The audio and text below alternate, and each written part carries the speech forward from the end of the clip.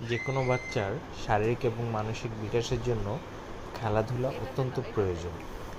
ঢাকার বাচ্চারা আসলে কিন্তু এই খেলাধুলা থেকে একদমই বঞ্চিত। বড় কোনো মাঠ বা বড় খেলার জায়গা ঢাকায় আসলে পাওয়া খুবই দুঃসাধ্য, যে কারণে এই ইনডোর প্লে জোন কনসেপ্টটা কিন্তু খুবই জনপ্রিয় হচ্ছে ইদানিংকালে।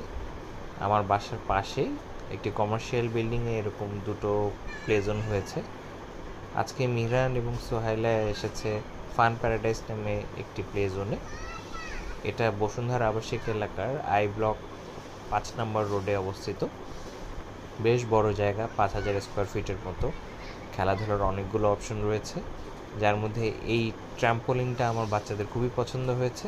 অনেক লাফাচ্ছিল। খাওয়া দাওয়ারও ব্যবস্থা আছে, গার্ডিয়ানদের বসার ব্যবস্থা আছে। এখানে আসতে হলে সাথে করে মোজা নিয়ে আসাই ভালো, না হলে এনাদের কাছ থেকে মোজা কিনে নিয়ে পড়তে হয়।